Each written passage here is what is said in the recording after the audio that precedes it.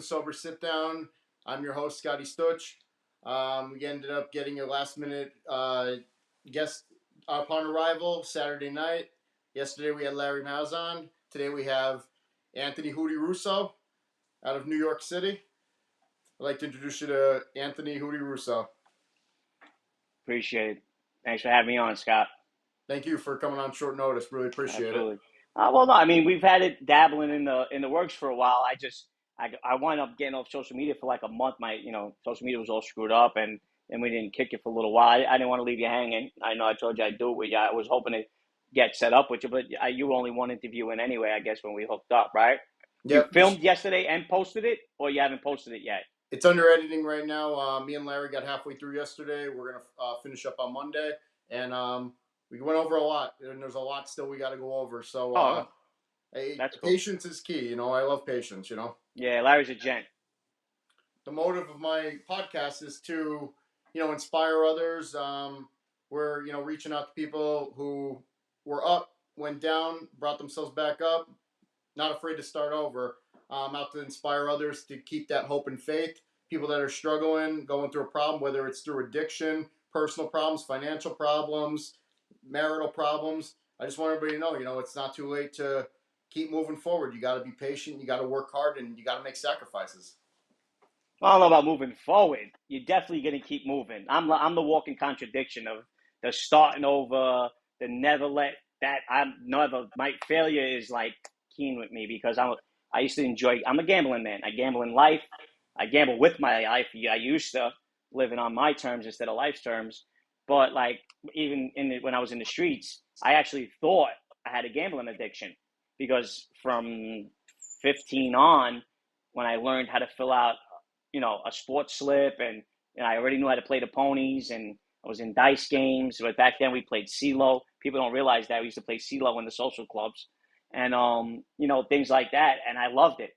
I was one of those guys that got the same feeling when I lost, when I won. And it was crazy. You grew up in the Howard Beach area of New York, correct? Ozone Park. Ozone Park, and then we migrated into the Howard Beach. So there was two different crews. So it was like the Atlantic Avenue, like Eastern Parkway guys. They like settled in Ozone Park, and then you had like the Footloom and Rockaway boys, which was like Gotti, Gambino. They kind of were the Howard Beach guys, and I guess they settled there with their kids. I mean, I came from a little bit of poorer background, Sicilian background. Father came here in the '60s after World War II. And Sicilian from Partonico, it's a little town in Sicily, and I grew up on 101st. I lived on 101st Avenue above a bakery. I grew up in a tenement house, and that was it was a breathing ground at the time. We called it. Eventually, we used to call it the farm system because it was just social clubs and bars and cafes for all five families, and even guys that weren't in the life had places, gambling halls, and they kicked up just to have, a piece of real estate on 101st Avenue, because that was prime time in my era, which was the 80s and 90s. Yeah. Take you back to that time, Anthony, early days, high school. Who was Anthony Russo like in high school? Like, did you play sports? Love sports. Yeah. Love sports, play sports. Actually, that's what got me back into what my new profession and passion was, sports cards during the pandemic. Now, everything leveled out. So it was like it was before the pandemic. There's no, you got to stay with it. You got to ride the waves. It's like the stock market. But yeah, love sports, big Yankee fan. I was a big Jet fan when I was a kid, but I root for all New York teams. I lived in Queens. I went up to the Bronx maybe twice to see the Yankees play. Got chased once, got jumped once, and just settled on going to Met games. I was a big Strawberry fan. I remember watching David Cohn's first game when he came over to Mets in '87, and but huge Derek Jeter fan, big Tom Brady fan, Michigan fan.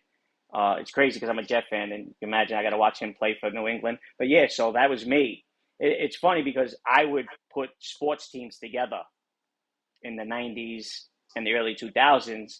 Softball we used to play 6 softball games a week in the summer, and we'd play about 4 football games in the winter. And they would always come to me, my wise guy friends, my drug dealer. Oh, put a game together. Woody, put a team together.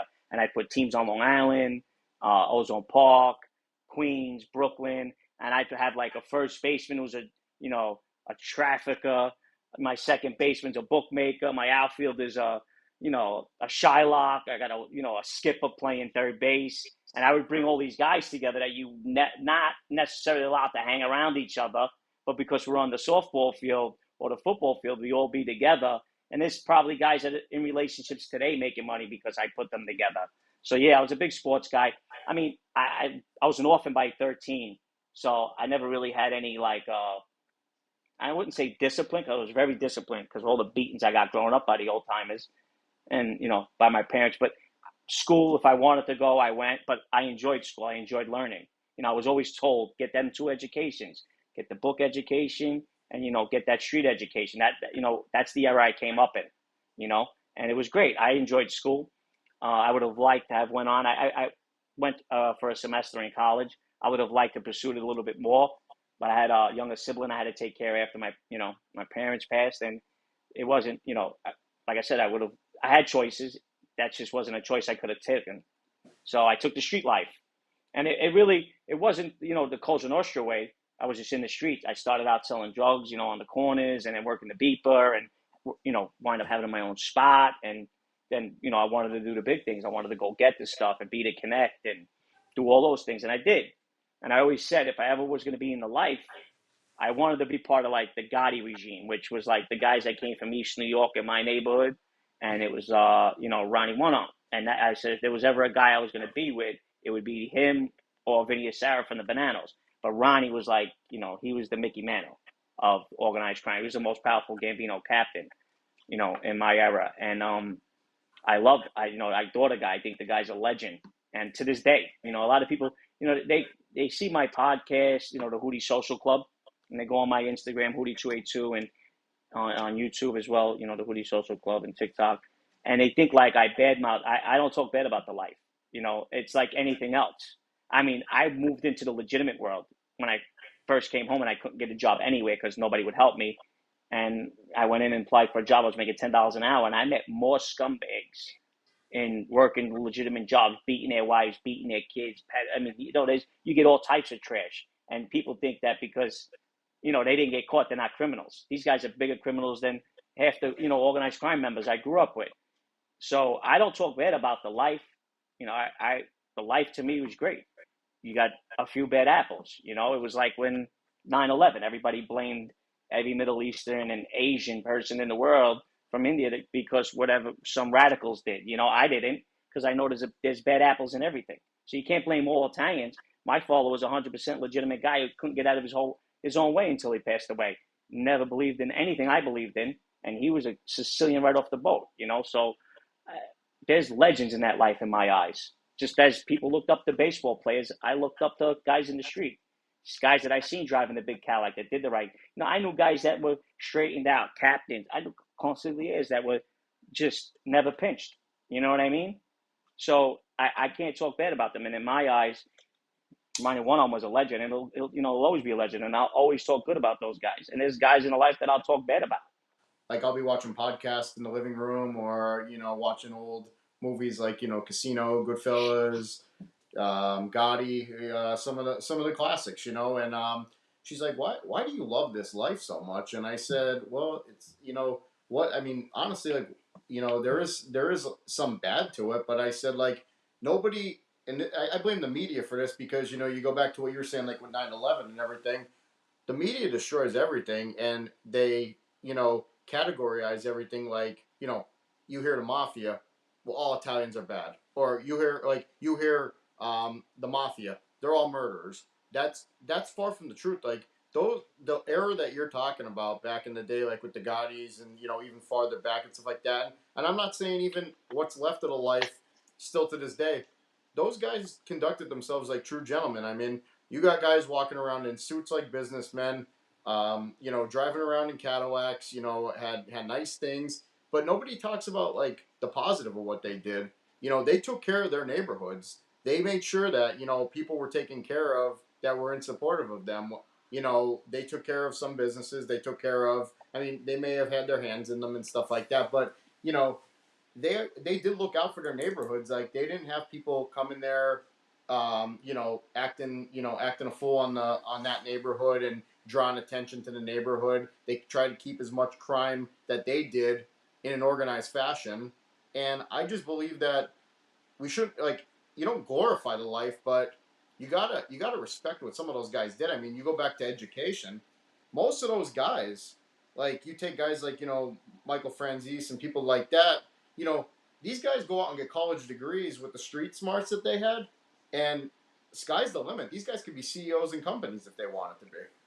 Because if you, Oh, that's anything. Like, but I glorify any lifestyle. You know, I'm not a big Tupac fan. I'm a big hip hop head, and but I'm not a Tupac fan because like when he got Thug Life, tattooed on his stomach with the bullets and this and that, and people that really knew him, he said he tried to deal drugs once as a kid and he fucked up the package. The guy wasn't a thug, but it was a lifestyle. You know how they spell gangsta in the rap world with an A at the end instead of an ER. That's a lifestyle, and they glorify it. So I want to glorify the life that I was a part of because that's where I came from. The Sicilians, that's who started it. And a mafioso was a gentleman. So I seen something the other day, and it said a gangster and a gentleman. No, a gentleman is a gangster. That's what you're supposed to be. You're supposed to be a gentleman. You're supposed to be a person that puts, others first, women first, children first. That's what a mafioso was, the Sicilian word. That's a Sicilian word, mafioso. And they were gentlemen. They took care of their town. They took care of their neighbors, even if they didn't have it. They charity. That's what was the definition of a mafioso. And that's what people bug me out with that. No, I am glorifying it. But I'm not glorifying rape, murder, and robbing. No, I'm glorifying how the unity, the camaraderie, the way you come together. If they didn't run, there's not there's a few social clubs that I still know of that are on the down low. But if they would have left the social club, I mean, they went so hard after the American mob that there's nobody left. And they're like, good riddance. We kept your neighborhoods good. Your mothers could walk the streets when the street lights came on. They could go home late and don't worry about it. The kids are out on the block. I can walk home. I remember those days. Watch out. The old timers are coming and you get out of the way. You make sure they get home safe. It's not like that anymore. I ride the trains now that I live in Brooklyn, and it's crazy. Women getting harassed, people, and you can't. They're not even looking to help since they wanted to fund them in New York City. But it's like, what are you, crazy? If half these guys were still around, that listen, guys commit crimes, you put them in jail, but you don't got to bury them and start giving out zip codes for jail bids. You know what I mean? Let guys come home, breathe a little bit. These guys, getting 10 years for bookmaking or an extortion charge or it's like, what, are you kidding me? Like, really? And now there's nothing left. And I go back. There's nothing even to go back to them. Ozone Park shot.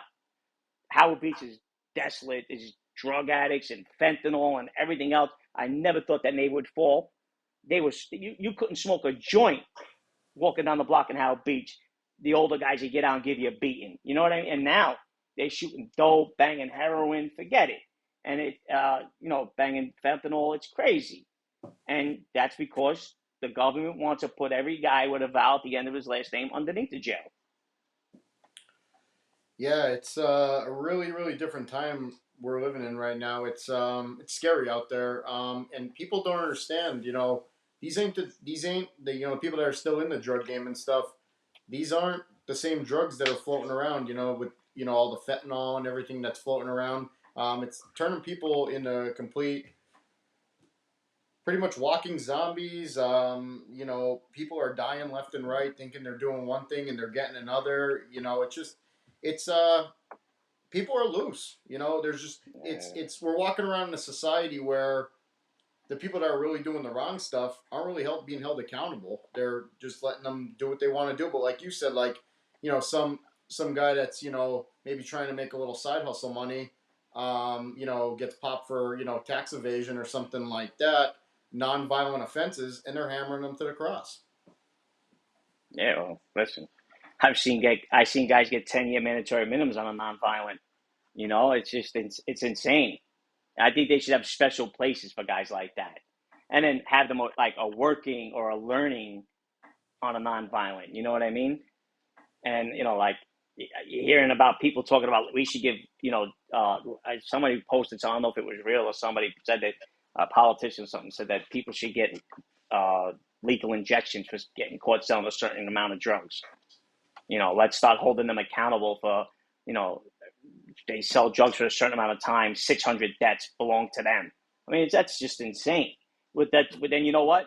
Let's just go back to, and make alcohol illegal, because we're killing people at a rapid rate with alcohol than anything else in this country. Yeah, and I mean, other people, get killed from it as well. Like, somebody driving home from the bar drunk one night kills a That's what I family just mean. driving It's at home. a I, there's a story every week, and that's what I'm saying. Besides dying of liver and cirrhosis and alcohol poisoning, how about he ruins his life? Could be a banker, could be a judge, could be anybody with an alcohol problem, and they kill a family, and then they're doing a manslaughter charge as well. So, and then he ruins his family, himself, their family, them as well. So, I mean, come on. So when they start talking about that, about nonviolent marijuana, now you can walk anywhere in the 5 boroughs, and there's weed everywhere, everywhere. They're just rolling up right at the parks in the city and smoking right in front of the cops. Nothing. So you grew up in you grew up in Ozone Park. You were an ex crew member of the Gambinos, and when did you actually start coming into that life? Like early 20s, mid 20s. How would you say like you started Oh, developing into the life and like doing like with your story? I mean, as a kid, I'm talking about as far back as kindergarten. I remember running football sheets, fireworks for the local wise guys. So the life was always there for me. My neighbors were wise guys.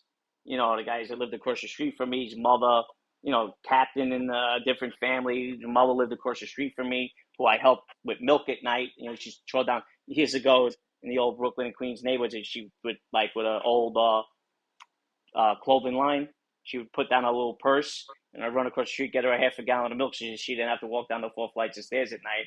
Throw the milk back in there, so it was all around me my whole life, and I just knew, like, if I wanted to, I wanted to be a guy who picked, I wanted to control my outcome.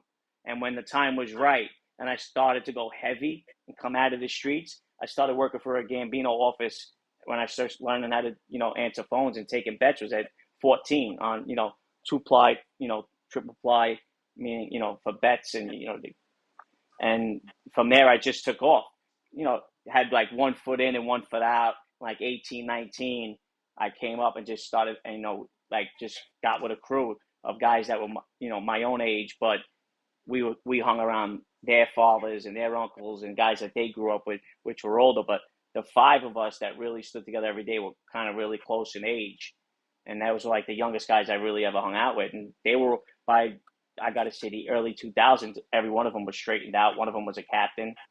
So it was just, it kind of just happened. I know I was eventually gonna choose it, but I wanted to control the narrative. So it just, like, little by little, with 1 foot in, 1 foot out, and I just went hard, and that was it, And I mean, I was officially out when I got pinched in June of 2005. Then I kind of really walked away from the life, and I wind up getting pinched, no bail, stayed on Rikers Island, for about 4 or 5 months, and then I got bailed out. About 7 months down the line, I copped out, went upstate for a couple of years, came home at post supervision, and then I got pinched at a big Fed pinch that went back to 1991 when I was 13 years old, and that just unraveled after I walked away from that whole life. So it kind of just, like, it's not hard to explain, but, like, when you grow up in it and everybody in your neighborhood is either a street guy or a union worker or a wise guy, it's just like, it was the old saying in Hell's Kitchen, right? You either was a gangster, a cop, or a priest, right? That coming up in Hell's Kitchen up until the 80s, late 80s. That's what how they would define Hell's Kitchen. You're a cop, a gangster, or a priest.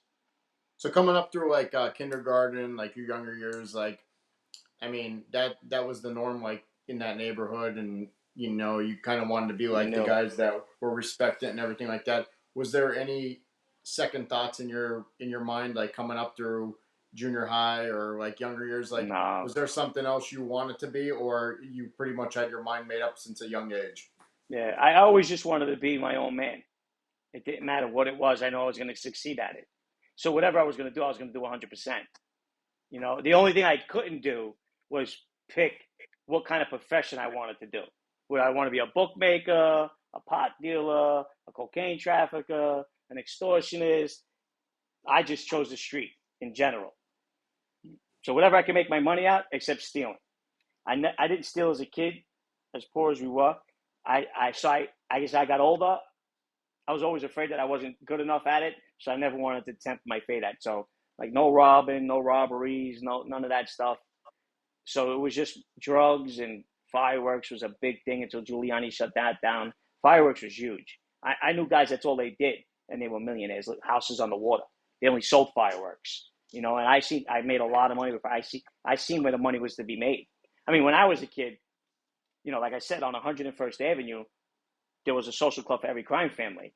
So when I was a kid, you would wait to see that semi coming down 101st Avenue that knew it didn't belong there. It was too big, backing up to whatever crime family's club it was, and them unloading the whole trailer into the social club. That's how it was back in the day. Now, they'll give you 100 years in jail for a trailer load of fireworks in Queens. Because it wasn't taxed. It was taxed in another state. Yeah. This wasn't taxed in New York. No, Yeah. but now they consider it C4. You know what I mean? Like, it's just, they consider it explosives. You get a lot of time for fireworks in New York. Yeah, I mean, I wonder if, you know, 9/11 had some tightening up to do with that and stuff like that, but who knows? No, it was dead. It was dead way before that. Oh yeah, Giuliani shut that down when he shut down 42nd Street. He crushed fireworks. 9/11 just put a tighter on the borders, which was Canada and Mexico, not Pennsylvania and where all the fireworks are coming from. Nah. When Giuliani shut down the American mafia and then he cleaned up only Times Square, he took out fireworks right after that. And if Giuliani was coming for you, you were in trouble.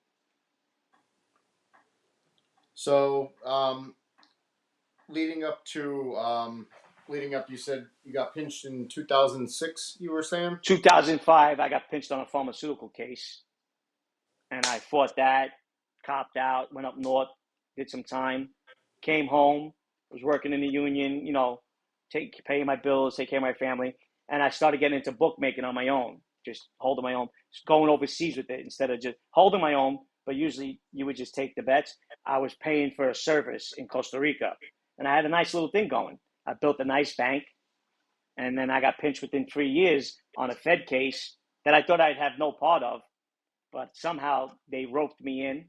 I didn't know the guy that was the informant.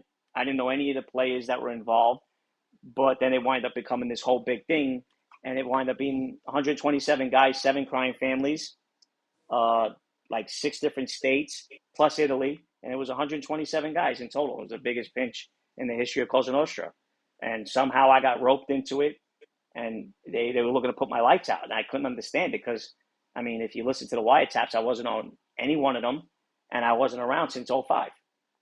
So Anthony, as you know, I've been, following a lot of your content. I reached out to you. You were kind enough to give me some of your time. A lot of things that you say, a lot of things a lot of people say. I take the little things in life and I appreciate them. And certain things that you say really pop to me in some of your small content videos. And one of them that really sticks out to me was you put one up a couple months ago. A year ago today, I had $31 in my pocket. Today, I still have $31 in my pocket, but Yeah. it's the peace of mind. You want to elaborate that a little bit for the audience? Well, I mean, I guess where I come from and how I grew up, the most important things in life are, friends with loyalty and family, and the hardest thing in the world what people don't realize is you can meet the richest men in the world and probably don't have one friend. The part of the 1%, not the richest. I mean, I guess Elon Musk is the richest. Who knows who that guy's friends are? But like anybody that's part of that 1%, or anybody that's just well off in the street rich, and they'll always, at the end of the day, yeah, they love their money, but they want to be surrounded by their friends and family when things, when shit hits the fan. Your money's not going to keep you warm at night. not going to, help you get through whatever health issues you got. And that's what that kind of means, like I took 40 plus years to realize what I needed to have a peace of mind. Gambling, being in the streets, hustling, you know, women, the life, and none of it gave me a peace of mind the way I have one now without looking over my shoulder. Yeah, that's powerful stuff. Everybody. There's always somebody out there that I learned in addiction. You don't want to compare yourself, and this is a bad habit that I have. I always start comparing my situation to people that have a better situation than me, rather than comparing myself to somebody that has a worse situation than me. And I always sit there and I beat myself up over the people that I came up with in high school and stuff like that who didn't fall into the trap like me, and through my 20s, lived that life. They were off going to college. Now I run into them. They're 10 years into their career landing opportunities. They're building houses. They got brand new cars, and it's kind of hard to absorb sometimes when I'm 37 and I say to myself I'm still self-growing myself. I'm still not where Scott wants to be, because I have a real bad problem with getting complacent. I never get complacent. If I make a certain amount of money, I want to make more money. If I am in a position at an entry level position, I want to be in management. I always want to keep growing, and it's not a bad addiction. I think it comes with my addictive personality, and I always want to continue to grow. But it's all about patience and perception at that point. I have to accept that why I was running bars, or I was sitting in bars or doing what I was doing. These people were out getting educated. They were waking up every day, getting education, going to interviews, landing, entry level career landing opportunities, and they grew why I was, out cold on a couch going through withdrawals, or I was out on the streets doing the wrong thing. And that's that's kind of what I feel about that topic. There's a lot of things that I learned coming up, and it was never to be like anybody else, And being in the life and having a little religion in your life kind of teaches you that, not to idolize other people and be happy with what you got. The grass isn't always greener on the other side. You got to take into consideration those people that you're talking about wish that they were doing the things that you were doing, because now they're at a certain age where they can't do that no more. So it's everybody wishing. I was never that guy. I never wanted to be anybody else. I was happy with my life. I know the circumstances took me in one way and I could have been in another, but I don't beat myself up about the past, to go along with that, to piggyback that. A wise man told me when I was very young, there's a reason why the windshield is bigger than the rear view. You know what I mean? Your past does define who you are, and you could change that for the future. It doesn't necessarily mean your past defines who you're going to be in the future. So it's a lot better and bigger is to look towards the future than the past is so small, and it gets smaller and smaller as you get older. So I'm one of them people that don't dwell on that. Listen, I know a guy that became a million. You used to say, I mean, if you're my age, you watch TV shows or you watch movies and you grow up and you hear these people talking about how this job wasn't good, and honeymooners say that he was a bus driver. I know a guy that's a millionaire that retired as a bus driver, made 150,000 a year. You know what I mean? So I can't go and look at the guy, the blue collar worker, and say, I wish I would have did that, or I wish I would have been able to go to 4 more years of school and did finance. I could have. I made all my own decisions, so I could have. I didn't want to. I'm happy with what I did. I made a few mistakes. I'm trying to make up for them now. It was a little bumpy road to get to where I am. We get one life to live. I don't care. You don't know what that millionaire's problems is.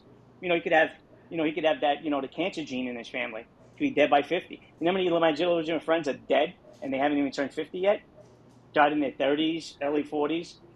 That's why you can't start thinking like that. As soon as you choose or think about wanting that person's life, you don't want to pick up all what that person has going on in his life either.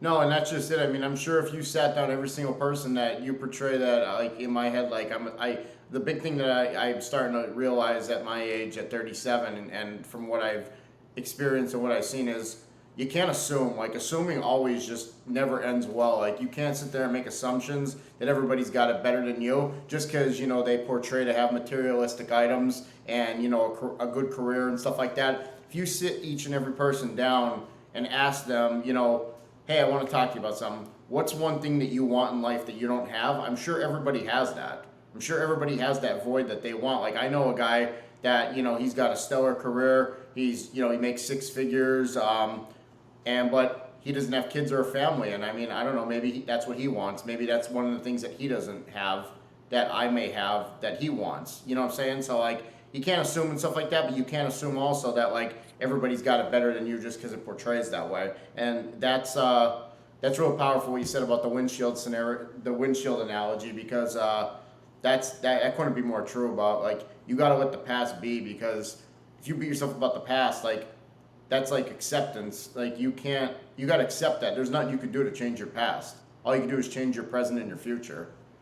And that's very powerful. Like you said in the one, you were coming in from the night, and you said on one of your live content videos, you were waiting for the bakery to open. You were out from the night before. You're like, I got 4 minutes till the bakery opens, and you said, be grateful for what you have and not what you don't have. And that's something that really stuck with me, thinking about stuff like that, like assuming that other people have it better than you, looking at other people's stuff that you don't have. And I start, like, checking my ego, and I'm like, knock it off the selfish stuff. Like, you're a healthy guy, you're a father, you have a job, like, you're on the street doing the right thing. You're not, looking over your shoulder, like, you're doing the right thing. So, stop looking at what you don't have and look what you do have. And that content video was very inspirational to me as well that you posted out. That's the whole point. I'm hoping to get to people like that all the time. That's all I want out of this. I don't want to be, like I said, if I wanted to be rich, I'd go out and do what I was doing. I know what it's like. And then what do I got to do after that? Either take 10 years to go to school, learn something, become a millionaire, and then I missed out on that 10 years of hanging out, doing the things that I wanted to do, living life good, with a peace of mind. And I got to look over my shoulder for what I did illegally to earn those millions of dollars and worry every day the feds are going to kick down my door, the state. That's not. I've learned all of that. It's not. If it comes, it comes. If it doesn't, it doesn't. And like, if there was one thing that I could give to anybody to listen to, is life beats everybody up enough.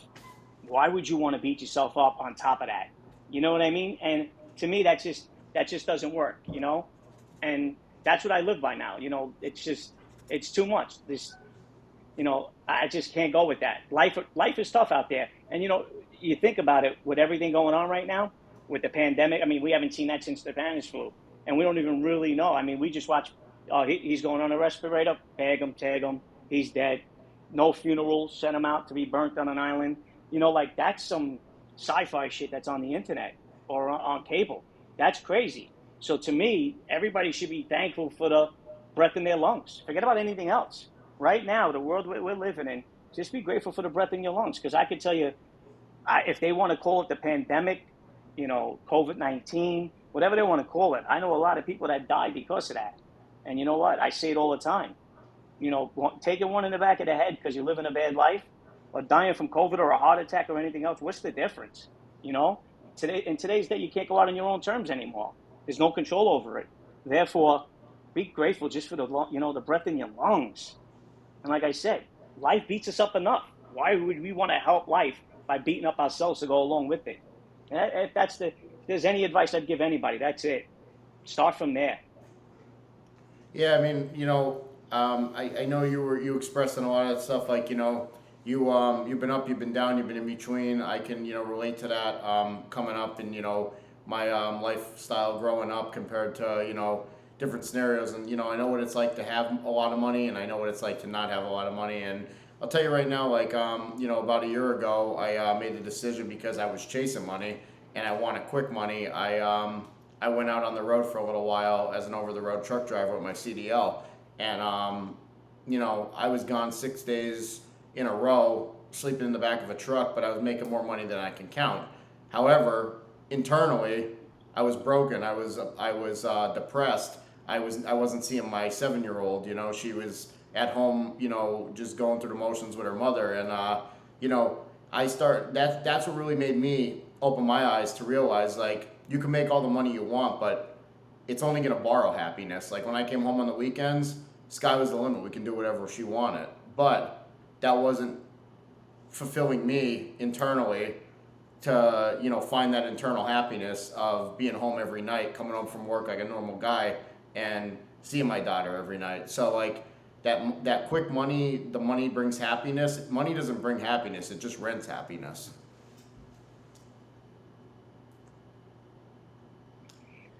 Well, it seemed like you're off to a good track with that, so stick with it. The one interview you had, I was one thing that was really interesting to me. You said was, I lived life twice. Could you break that down for the audience? That was some pretty powerful stuff that you said. I lived life twice. I've had I've had friends in all walks of life, legitimate guys, street guys, guys in life, guys that work regular jobs, had one foot in, one foot out, and I've listened to all of them. And I mean, the truth of the matter is, I've spoke to athletes, musicians, actors, and we'll swap stories after we get to know each other for a while. And the story I keep coming up on is like how much more stuff I've done than everybody else. You know what I mean? So to me, it's like I've been around the world twice, meaning that if I die tomorrow, people should celebrate me, not cry for me, and I shouldn't be upset with it. If I see it coming, I thank my higher power for the time that I had here, and it was amazing for all the things I've done.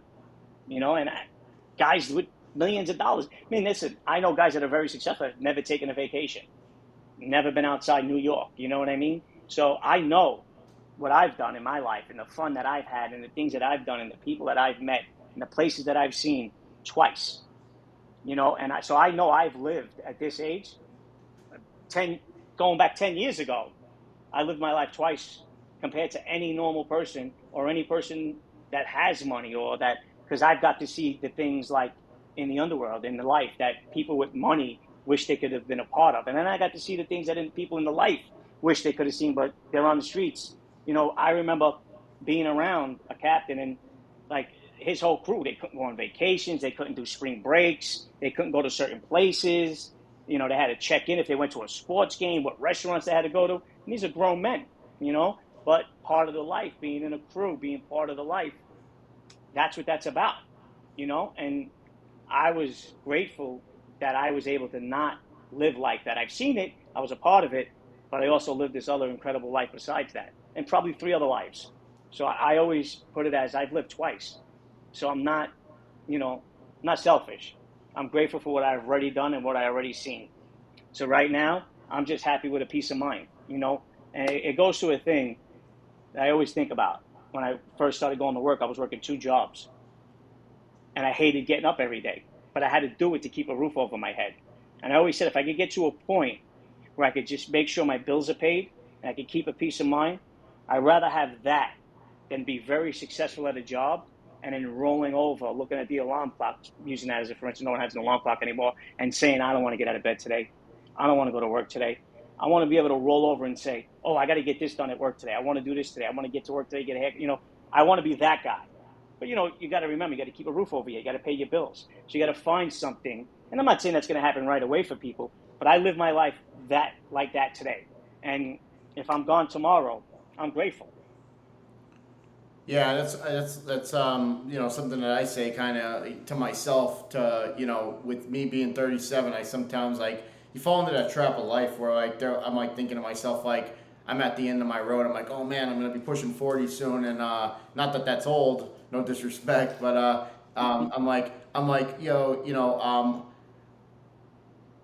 I gotta hurry up. I gotta hurry up and get my life together. I gotta get into that career landing opportunity so I can start building longevity. And like that's me putting unnecessary pressure on myself. Like there's no race to life. You could be here today and gone tomorrow. There's no start to finish that you can predict by knowing how much time we have on this earth. So like you said, getting that happy, humble balance of being able to wake up and just work that one job. Like me, when I had to start over, I worked 2-3 jobs sometimes to pay my bills and keep the roof over my head and keep what I had. And because I was doing things the right way, I had to work harder rather than the way I used to live. And it's just I think it makes you appreciate more when you have to go restart yourself, like kind of like what we're talking about now. When you're restarting yourself, and like our goal is to get ourselves in order to the point where we could work that one job and still have that financial freedom and just live a normal life every day. And it's not about making the millions. It's about our internal happiness and what's going to make us happy. Yeah, well, everybody ain't that lucky to have financial, you know, stability like that. It doesn't work out for everybody like that with felonies and a past. You know what I mean? The lucky. So I just tell anybody, just find a way that you keep the lights on, roof over your head, and a peace of mind. As much as you can live like that. And it's very hard. I've seen it. I've seen it firsthand. Listen, I think I'm the king of the start overs. I've started over in my life so many times in different ways. I've always been me, but different aspects. I've seen life this way. I've seen life that way. Maybe I want to go this direction.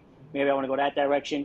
And if you watch these guys, these life coaches, these self-help, listen to me. When you get out of college, don't worry. You got your whole life ahead of you. I hear them all preaching. But if you're 30, don't worry. You could start over again. You never hear any of these guys, these Tony Robbins likes, talking about, well, when you're 40, you could start over. Listen to me.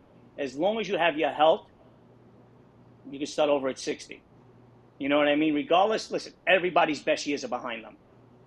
I promise you that. As much as these people want to think when they finally get successful that those are going to be their best years, it's not.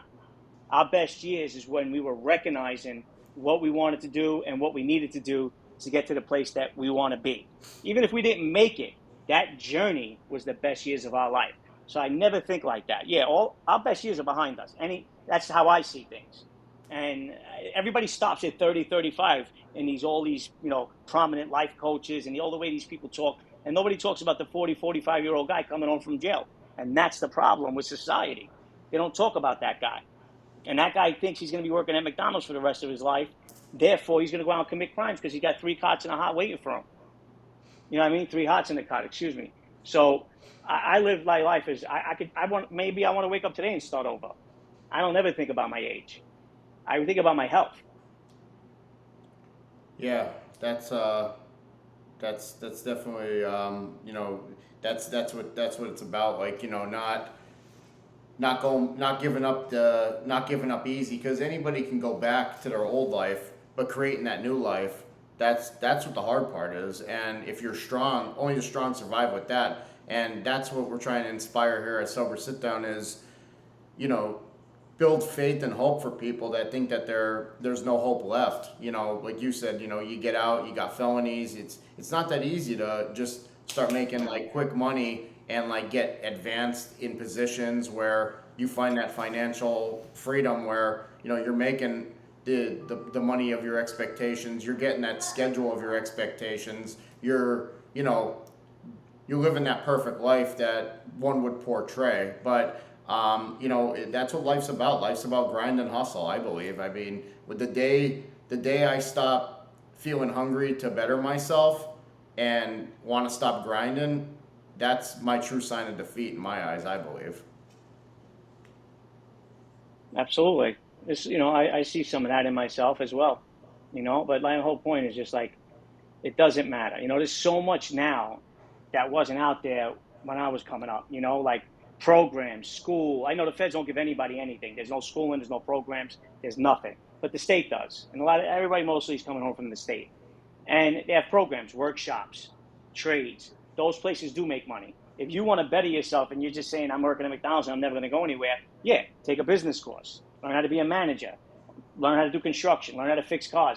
Now, the world is everybody's oyster. It's not just for the few. It's for the many. And, that's the world we live in today. And people should take advantage of that. Even like everybody has cell phones, everybody has smartphones, some people have tablets and stuff like that. People don't realize how powerful those cell phones are. Like, you can create a business from the touch of your fingers just using your creative mindset. Make that clothing line you want to make a drop shipping company. There's stuff that you can do that doesn't create other than effort to just learn some technology, go on YouTube, teach yourself and educate yourself in different aspects of what's out there. Because like you said, there's plenty of opportunity out there. Just grasping how hard you want to work towards something. Like, No, there is some people out there that are lucky enough to live a Cinderella story and portray that like their lives are perfect. But like we talked about earlier, not everybody's life's perfect because of what it presents itself. So, with that being said, you know, you gotta do you can like just keep grinding and do what you gotta do in order to get to your life how you want to get to it. Absolutely. Yeah, I think that's just having an addictive personality. I think like somebody said to me once, like if you find somebody that you can talk to that doesn't have a vice, like whether, like you said, like whether it's gambling, whether it's alcohol, drugs, working out at the gym, if somebody doesn't have a vice that they're obsessive about, like you're dealing with a whole different type of person. You know what I mean? Everybody, I think, has a vice. Yeah. Everybody has something that they depend on. So they think they depend on it. It's not more. That's a lot different than addiction. You know what I mean? That's more of like a dependency, which everybody has, like wife dependencies, family dependencies. That goes with anything. Part of the life. I inherited a lot of that stuff, so I thought I was dependent on it. I'd feel better if I gambled. I'd feel better if I bought myself a new pair of sneakers. But I didn't. It's all instant gratification, and that's what it all comes down to. Even doing drugs, right? I remember going back to the crack era. I used to say nothing's like that first hit, and that crackhead's chasing that for the rest of his life. It's instant gratification. You remember it one way, but it happens so differently. We're human beings. That's what happens. And you're chasing that hit, thinking it's always going to be better. And that's just looking for a way out. When you were in the system, you said you did some time in prisons and stuff like that. What was the longest sentencing that you had to take on? 60 months. Did like close to four on it, three and change, to a halfway house. Yeah, listen, you get set up for things like that.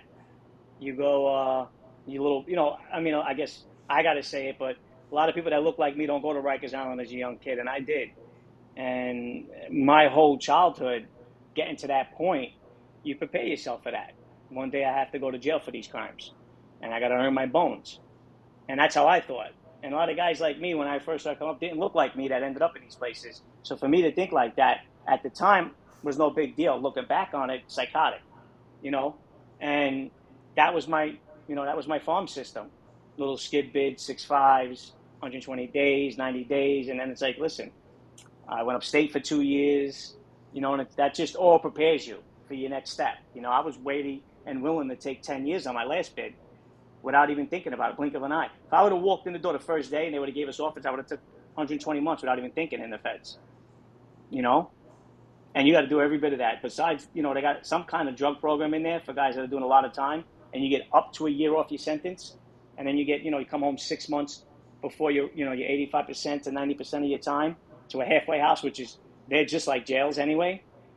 So I never really thought of it. I can't tell you like what I thought in there, because I always was taught from a young age. You do 2 days on any bid: the day you walk in and the day you walk out. And I've always had that mentality. Yeah, not like sitting there and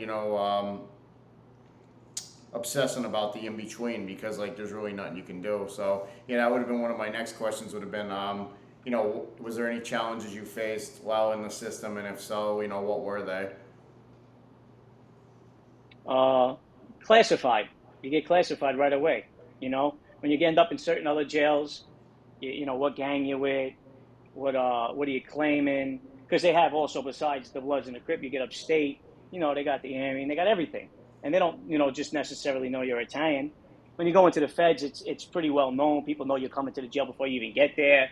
So it's things like that, and just like being on your own at first and not really trusting a lot of people. When you get into a fight, maybe you're getting the better of a guy, you worry about getting stabbed, that anxiety. Um, Not all that other bullshit when you get in there, hit the biggest guy, that you'll get your respect, win or lose. No, just other obstacles, you know, and it's usually the people that are close to you that fuck you, that screw you over, that set you up. So you just got to really take that 8, 9 hours a day that you would in the streets with, your head on a swivel, to when you get home and you relax a little bit. That whole bid you got to be the way you are in the streets for that 8 hours. You got to be like that 24 hours a day for that 10 years, that 5 years, that 2 years. That's the way you need to be. You got to sleep with one eye open. When your bid's over, go home and go to sleep. Like, this is the way you have to be. And it was drilled into my head at a young age. So I knew to be that way. Yeah, listen, everybody gets caught slipping. It just matters how bad you get slipping. If you get caught slipping really bad, you're an amateur. But, professionals, meaning guys that have done it before, they slip up, and sometimes it goes unnoticed because they did it the right way. So that's my thing. The way you were in this, I feel bad for these guys that go in on these crimes, these nonviolent crimes that don't involve drugs or anything like that. They've never been in the streets like that. The rest of these scumbags have been in for heinous crimes. They deserve whatever they can get. But all these other guys, these tax guys and everything else, they don't know what they're getting themselves into, and they become victims. So me, it's just on my game. I just knew I had to go in at a young age. The way I was in the streets for however long, how many hours a day I was, that's the way I needed to be until my bid was over. And listen, we all get close with somebody or with nobody, and you're in yourself talking to yourself. And you get to that part of your bid where you want to complain a little bit, but then you put your big boy pants on, get out to the yard, walk it off, and get right back to bidding. Yeah, so to go back to what you're saying about that was slipping up and stuff like that. You mean like stay consistent. Stay if you're gonna be one way, stay one way. If not, like sometimes you'll get caught up, slipping up. But is that what you meant by like slipping? Like like you can't do things to appease other people that you're away with, trying to impress them. Let your character speak for itself. Things like that. That's slipping. Laughing at things you shouldn't be laughing at, joking on people. That's slipping. Like the way you'd be in the streets joking with your friends on the corner. You can't be joking with guys in a circle like that you think you just got close with. Jail's got a lot of other rules. That's slipping. You know what I mean? Yeah, you walk with your head down, but you chin up. You know what I mean? You look, but you don't make eye contact, but you don't look at the floor like a herb. Those are slipping. One day you might get comfortable. After a couple of years, make a joke or get caught slipping, looking at somebody the wrong way too long. Now you got to get into something. Things like that. There's no room for error. So I just met with Larry Mazza, great guy, very inspiring. Love his story. I know you sat down with Larry at one point with the Hootie Social Club. I said something in that interview that really sticks out to me. Something that really inspires me about myself is they say in addiction, replaying the tape. One of the things I do to replay my tape every morning is I have the last day that I was using. I was admitted to the hospital, and when I was released from the hospital, I had the armband on my arm, and that would with the release information and stuff. So I went home. I went to take a shower. I got out of the shower. The armband was still on me, and I snipped it off or whatever. And I said, you know what? Like something felt different that day. That this life for me is over. I'm surrendering, and I'm done with this life. And something told me to hold on to it. So I ended up grabbing some tape, and I taped it up in my medicine cabinet where my deodorant, my cologne, my toothbrush, my razor, all that stuff is. That every morning I open up that medicine cabinet, all that stuff is right there. That band smacks me in the face and pretty much is a memento to me that says, like, you want to go back to that life when you leave this house today, after you get done getting ready to go out in the world like you do every day. This is like a friendly reminder to you, like where it took you the last time where you left off.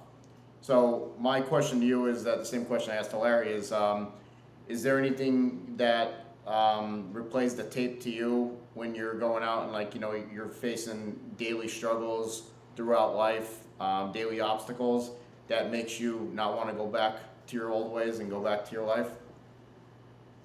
Maybe in my younger days.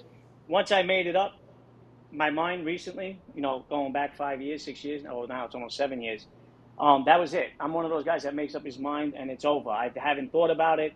I don't think nothing could ever draw me back to that.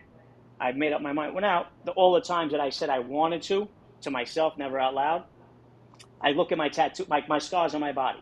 Scars, literally, tattoos. My tattoos, that's the first time I'm saying it. My tattoos can showcase my life, everything I've done in my life and why. So those are a friendly reminder when I look in the mirror years ago. Now, it's just a life of that past, gone. So I haven't been caught in that position yet to think about damn, one more score, one more load, you know, one good week. I really haven't thought like that in a decade, almost a decade. So no, like I said, years ago, sometimes I thought to myself, and I look at my scars and be like, nah, forget it. Going back to the life, or I'm not gonna go back for a while, or things like that.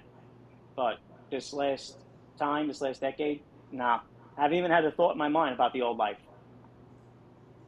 That's good. That's very. I give you a lot of credit for that. I respect you for that.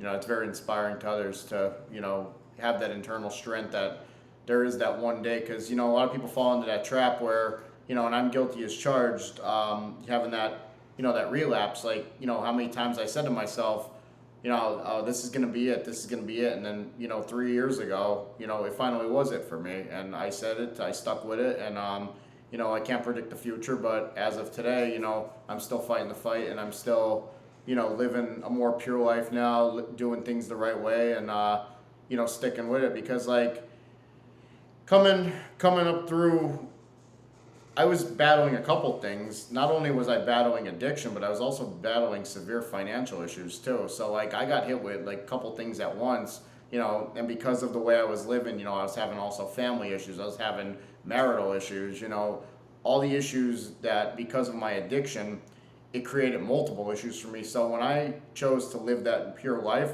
I wasn't just battling addiction. I was battling, restarting my life, fixing my family problems, fixing my marital problems, fixing my financial problems. So it was a tough fight, and it still is. I mean, I always say I'm not where I want to be, but I'm not where I once was either. So um, I think just one, like that old phrase, in addiction, one day at a time, short term, long term goals, and just keep knocking out the days as they come. You face a challenge, face it, don't run from it. Stay strong, and just keep moving forward, not backwards.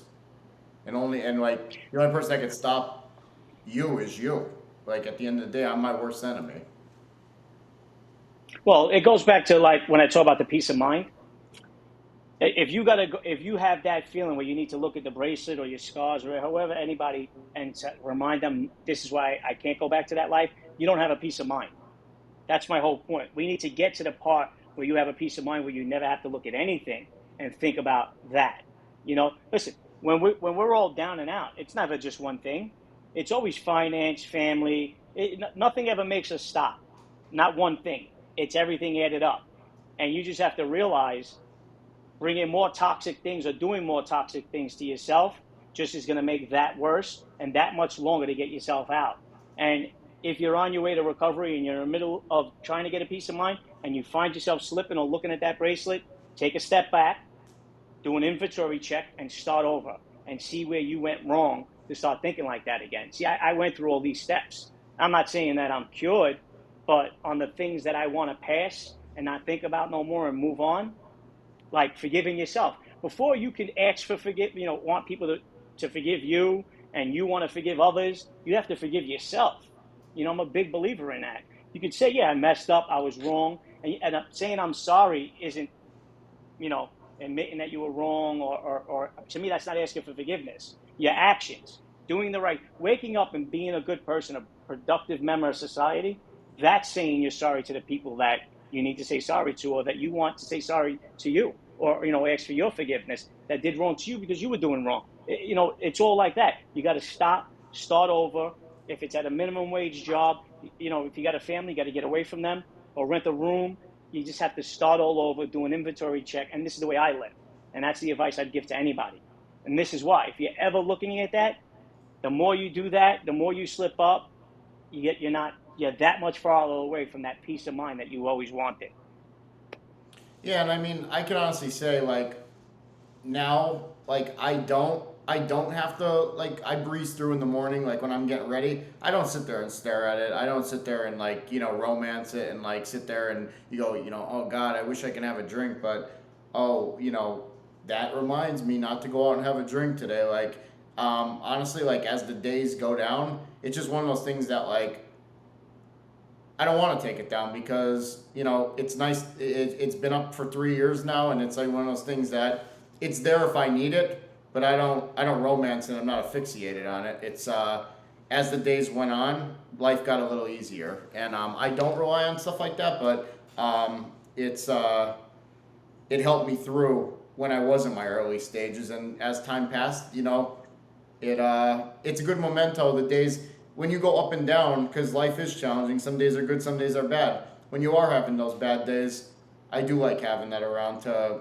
take like see it to give me that motivation. But I see what you're saying as far as you don't sit there and like what you said, your tattoos and your scars, like you don't look at them every day. But I'm sure there's maybe a bad day once in a great while that something might pop to you that may remind you to replay that tape to not go back to that. You know what I'm saying?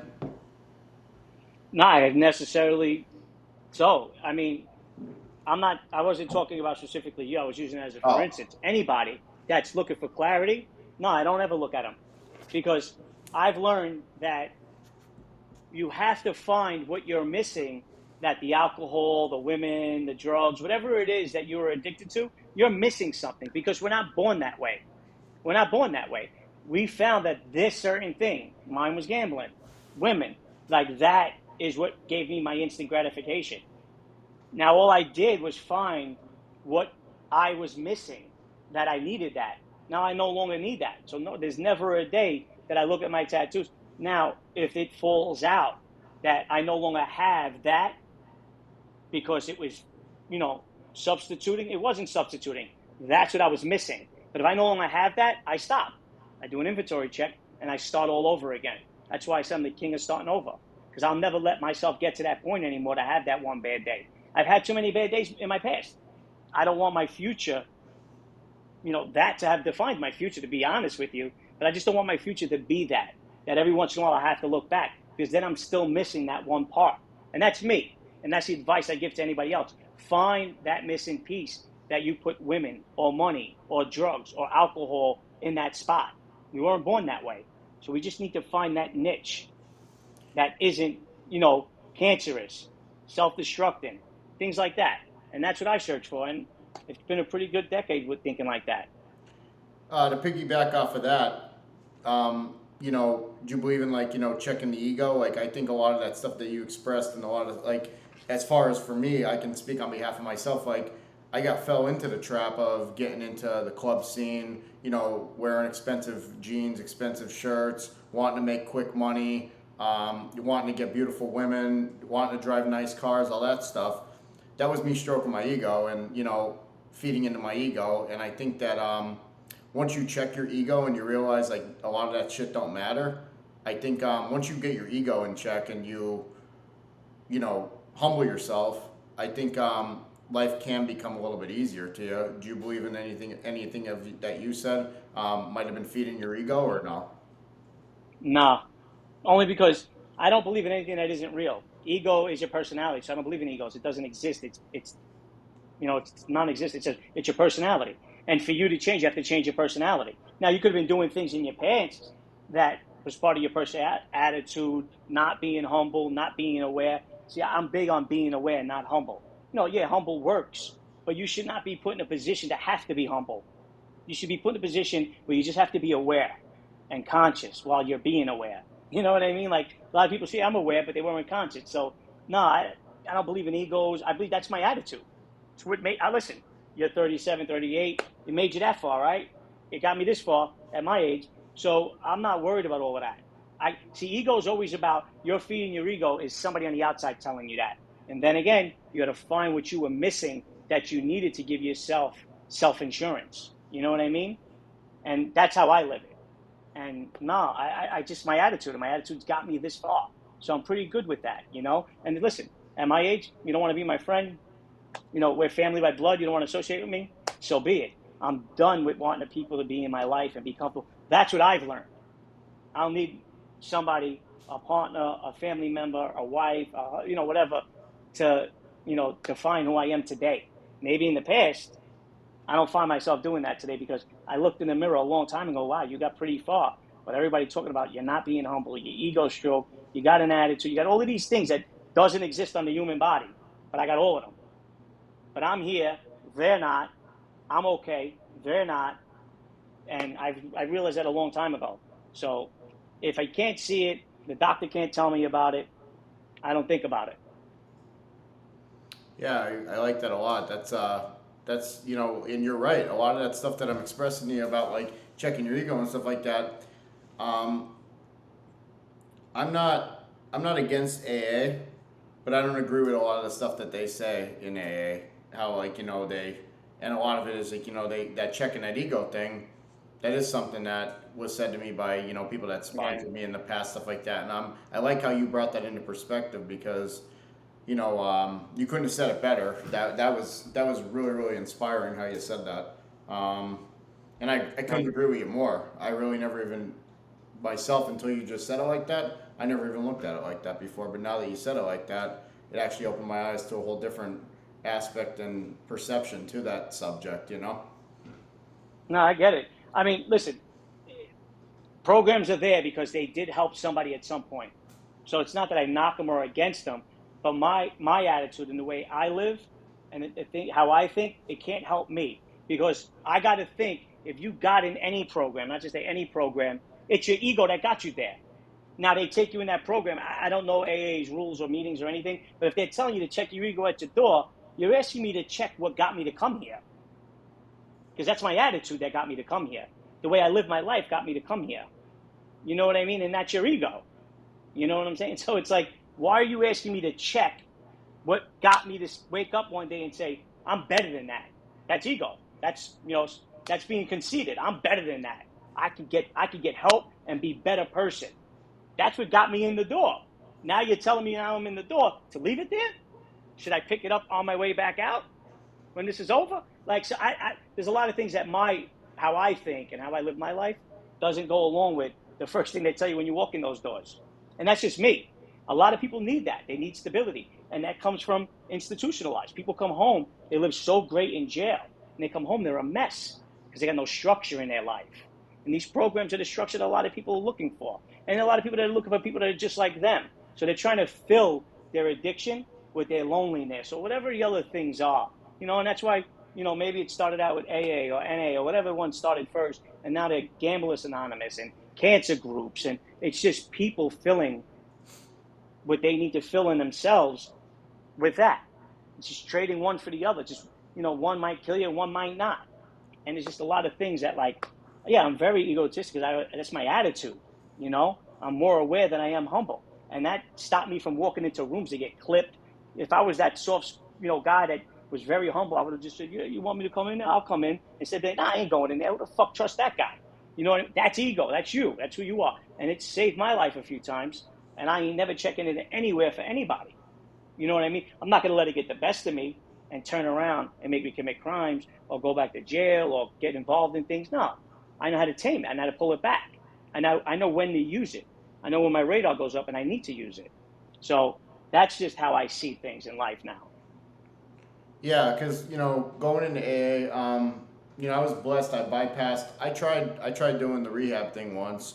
It was an outpatient rehab facility, and I remember I was going, for a couple of weeks, and everything was going good. And then, you know, my my personality, it's like, I don't know, like, people have their mixed views on it, but like I have that old mentality. It's like if you tell a kid don't put his hand on the stove, he's gonna go put his hand on the stove. That was me when I was in my younger years. Like anybody that told me to not do something, it made me want to do it more.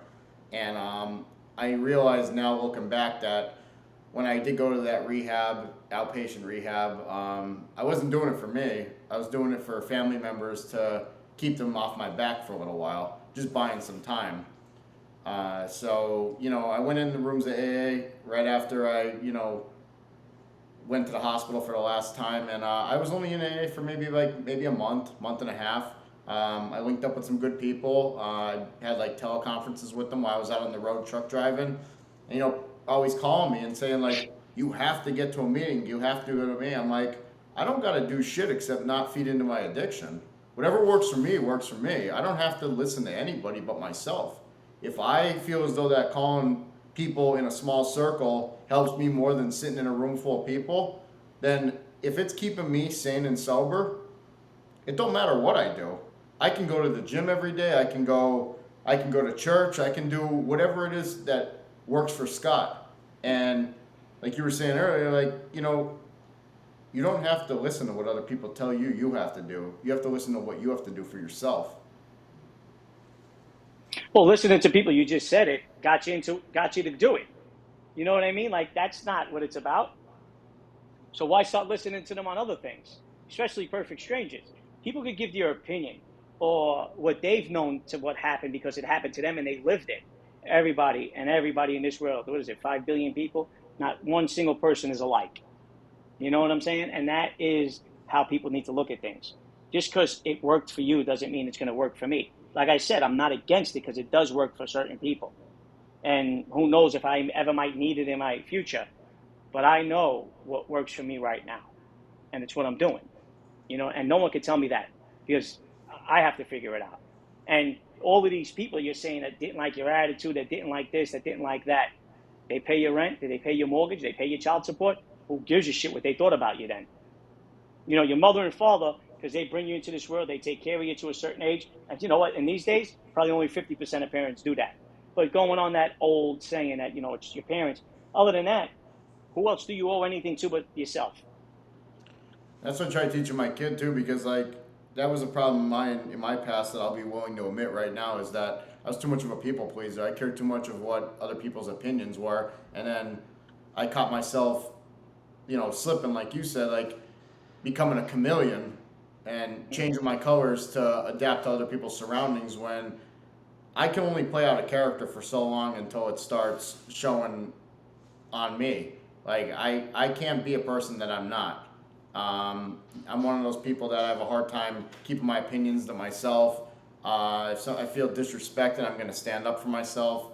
I can't adapt to other people's cultures or ways or how they want me to be. I mean, I'm me, so I'm starting to realize, like, as a couple of years gone by, and I'm starting to gain a little bit more wisdom, I'm realizing that, like, if you don't like me, then fuck you. Like, I don't care. No, I got you. Listen, there's one thing that like because you probably I don't know how much time you've done, but if you come from like how I grew up and you end up in jails and bad places and you got to start all over again and you're dirt poor, sometimes you got to adapt to your environment, but never change who you are. Adapt to your environments to survive. Like there used to be a saying when I was young and I was first coming into the streets, and a guy told me, he says, "Don't ever be a crow." I walked around for like 6 months not knowing what a crow was. And I heard somebody tell, I was very big on observing and learning, hated to ask. And I watched somebody else explain it to somebody like they were dumb. And they told the story of the crow. See, the crow hung out high up and away and hidden and used to watch the peacocks playing in the water, hanging out. So one of the crows decided one day he was going to put these colorful feathers on them, go down and hang out with the peacocks. He goes into the bay, hangs out with the peacocks. They tackle him, rip all his feathers out, gets sent back kicking to the crows looking like a crow. He gets back to the crows, and you know what the crows say? You're not welcome here. You're shunned. You understand? Like, don't try to be something you're not. You can adapt to your environment. Don't ever try, because it's like I said, it's always, the grass is not greener on the other side. Be who you are for you, and just don't fall for the bullshit. And the bullshit is adapt to your environment, but keep your morals about you. Whatever they are, whatever your beliefs are, it got you this far. Stick with them. Don't do them because somebody else thinks or you've seen somebody else do it. Maybe that's what was good for them. It's definitely not good for you. Don't be a crow. That's why I hate like when people say to you, like, I know you probably heard this time after time. Everybody's heard it in their life. Is when somebody says you're not acting normal. To me, normal is the opposite of what the other person that's saying that to you believes is normal. Like what's normal to me might not be normal to you, but what's normal to them might be not normal to me. Normal just means adapting to the way that their perception is of that point in time, of whatever the incidents that's going on.